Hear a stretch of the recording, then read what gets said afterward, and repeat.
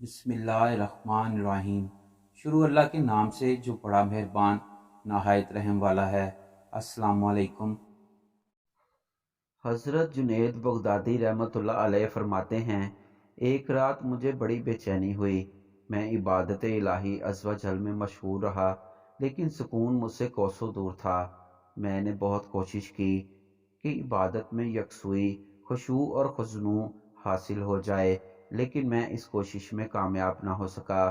پھر میں نے قرآن پاک کی تلاوت شروع کر دی، لیکن مجھے پھر بھی یکسوئی اور دلی سکون حاصل نہ ہوا۔ میں بہت حیران ہوا کہ آخر ایسی کیا بات ہے کہ مجھے عبادت الہی عز و جل میں یکسوئی حاصل نہیں ہو رہی اور میں سکون سے دور ہوتا جا رہا ہوں۔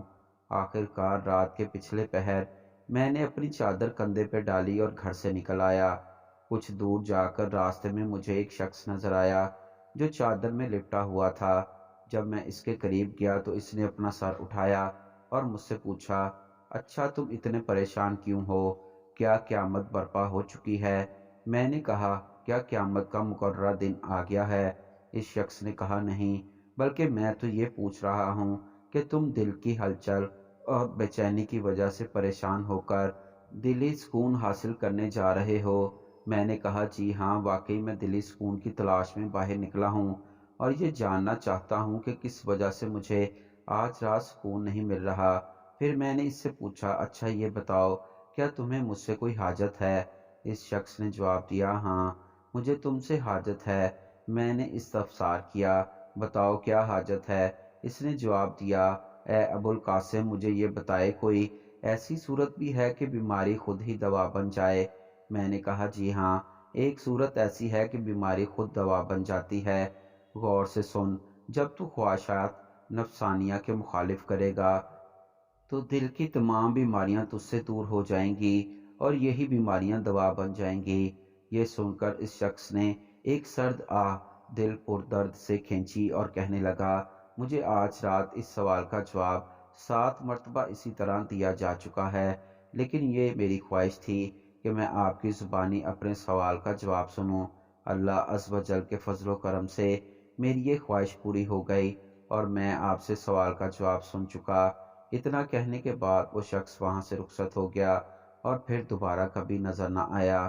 حضرت قاضی حمید اللہ حاکم رحمۃ اللہ علیہ فرماتے ہیں، میں ایک بار خانہ کعبہ میں طواف کعبہ میں مصروف تھا۔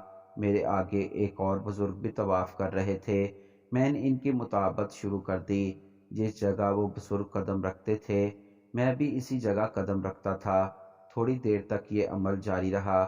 آخر ان پر میری نیت عیاں ہو گئی اور وہ بولے، اے راہ عشق کے مسافر، تو میری ظاہری عمل کی مطابقت کرتا ہے اور تو میرے اس عمل کی پیروی کیوں نہیں کرتا جو میں خاص کرتا ہوں؟ میں نے عرض کیا، حضور، وہ کون سا عمل ہے؟ انہوں نے فرمایا، میں 700 مرتبہ روزانہ قرآن مجید ختم کرتا ہوں۔ حضرت قاضی حمید اللہ حاکم رحمۃ اللہ علیہ فرماتے ہیں، میں ان کی بات سن کر خاموش ہو گیا کہ یہ بزرگ قرآن مجید کے معنی مفہوم پر غور کرتے ہوں گے، ورنہ ترتیل کے ساتھ قرآن مجید ایک دن میں 700 مرتبہ پڑھنا بعید از قیاس ہے۔ حضرت خواجہ نظام الدین اولیاء رحمۃ اللہ علیہ کو جب اس کا علم ہوا تو آپ رحمۃ اللہ علیہ نے فرمایا، وہ بزرگ جو قاضی حمید اللہ حاکم رحمۃ اللہ علیہ کو خانہ کعبہ میں ملے تھے اور جو دن میں 700 مرتبہ قرآن مجید ختم کرتے تھے، وہ شیخ الاسلام حضرت بہاؤالدین زکریا ملتانی رحمۃ اللہ علیہ تھے۔